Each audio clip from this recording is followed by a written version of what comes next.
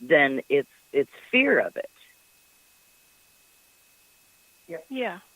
They just don't want to go there. Yeah. I mean, and honestly, there's always going to be a certain percentage of people that just don't get it, aren't interested. Thank you very much, like we were talking earlier. But right. When well, a black-eyed kid comes to your front door, it kind of changes things for people. I mean, sometimes, like, in my experience, that was a weird situation that really changed my perspective. And I have a question for you, Francie. Yeah. That would really, really help me with what I do with the extended care. When I have to instruct the grounding and shielding for protection, there is a lot of imagination and concentration that I have to have the client understand.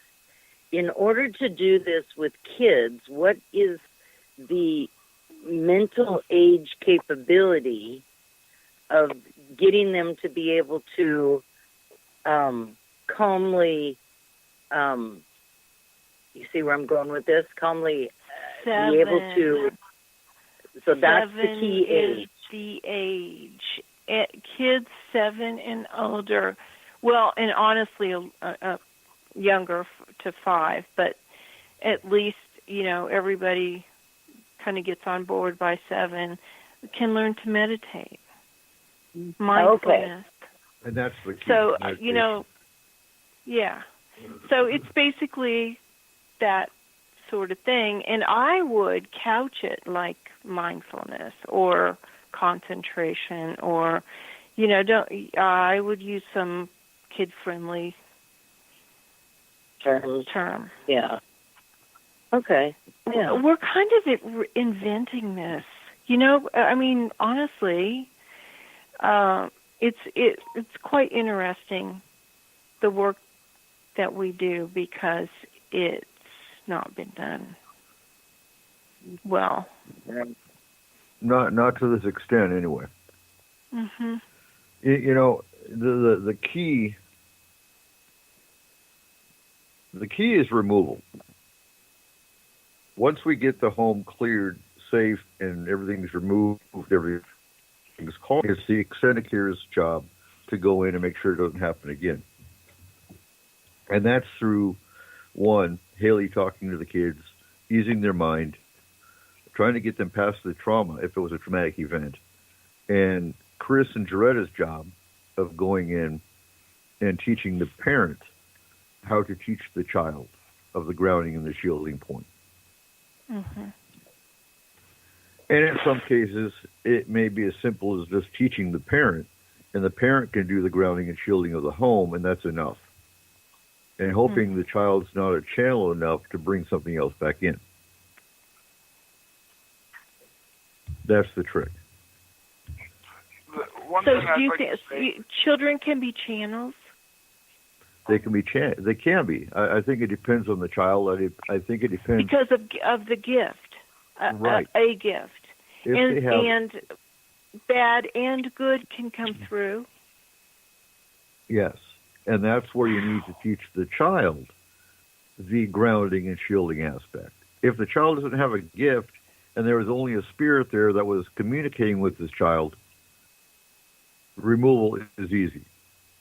And the child is safe within, Do you talk about working with guardian angels? Because every body on earth has them. That actually depends on the religion of the client. Okay. That makes sense. Could you couch it in a different term for each religion? Spirit guides. Or, yeah. Joretta, wasn't it you that said you're on your second guardian angel? Yes, I am. Not judging, I promise. Before I'm done. I keep them busy and I keep them happy. So I want to bring up the second point that's on our list that that's on the paperwork that we give parents, and that's pay attention to art and drawings, imaginary friends, Yes. waking up with Yes. art. So one of the keys I always bring up is look at the eyes. And that can go, if there's 2 points to this. One, if the child is always drawing a creature with red eyes. So does the kid only have a red crayon? Okay, that answers that question. But if the kid's got multiple colors and that being always has red eyes, that's something to pay attention to. Now, what would you elaborate with art? Art is amazingly revealing. I took an art therapy class with my education, and it was just mind blowing. And that was just, there's a whole degree in art therapy, so I just dabbled in it. But it's tremendously revealing, and you're absolutely right. You can tell so much, and you can also tell, sometimes if you watch a kid that's been through something, when they're playing, they'll act it out, like what they went through, or something similar. So that kind of goes along with what you said, too. Now, what do you think of imaginary friends? I had one. So did I. I think it was a spirit guide for me, honestly. I think it was real. Shoot. See, I had one, but I hated that. Yeah. Can I just say quick? Go ahead. Don't, for anyone listening, pay attention to it. But at the same time, make sure you don't discourage it at the same time. My parents, this was a long time ago, my parents dealt with it by setting a place for him at the table.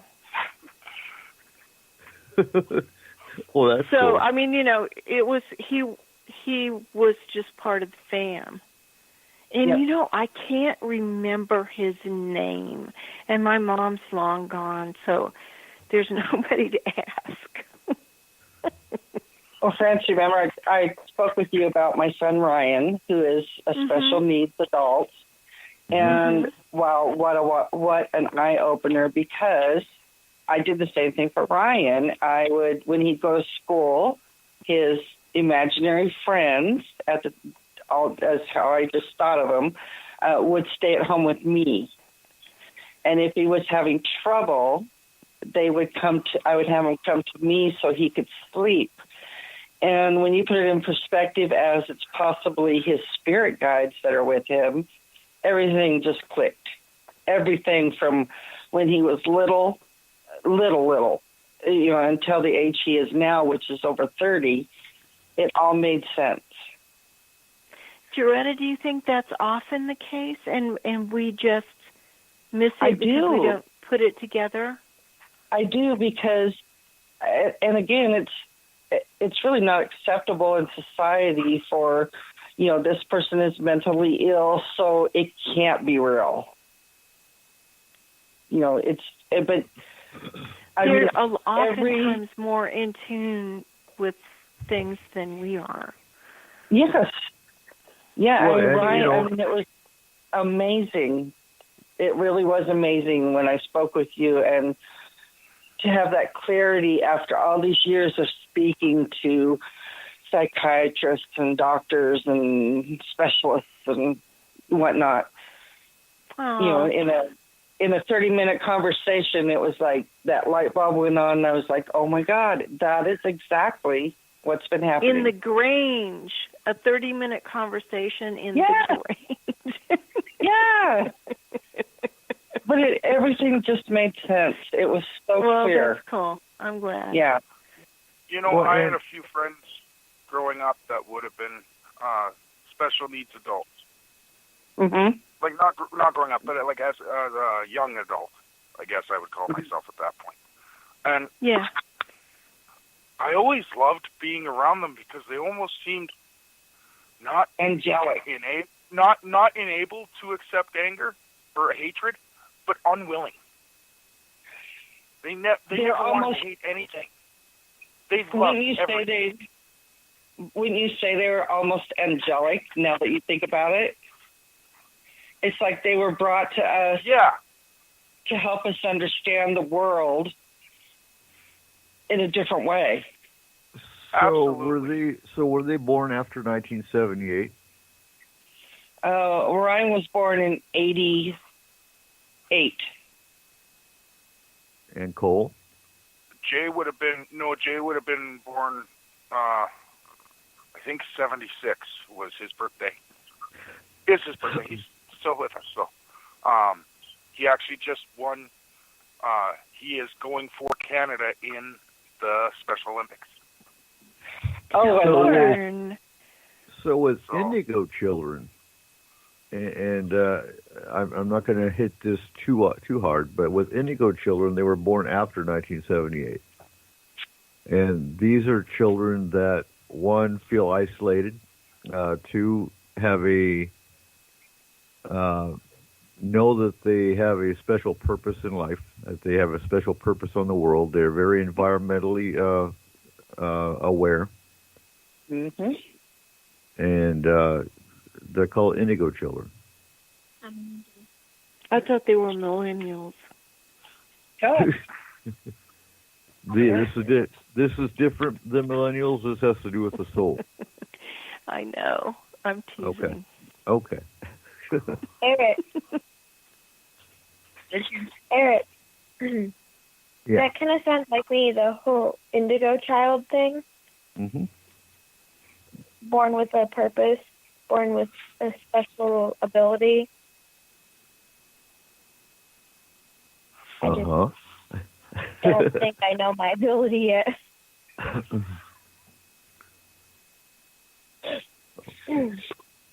But you know what, Haley? In doing what you do with FMP, Mhm. I think you're well on your way to discovering it, and you're doing good within this world to help yourself discover it. Exactly. And these are kids that are very much here to help others, and that's what you do. What I you're like- I doing like- actually is like on something that you could put on a resume. It's volunteer yeah. counseling, actually. I never knew that. Yeah, think of it that way. So, I mean, I think that you may not know what you're going to be, but you're well on your way toward whatever that is. Even when she was a baby, her and her Uncle Ryan had they still do, had a very strong connection. Oh, that's mean- neat. Very, very strong. When she learned how to read, she used to read to her Uncle Ryan. And she always knew when he was sad. She always knew when he needed a hug. I mean, it was beautiful to see. But even as she was only, I think the minute Ryan held her, there was just an instant connection between them. I think she was only a few hours old.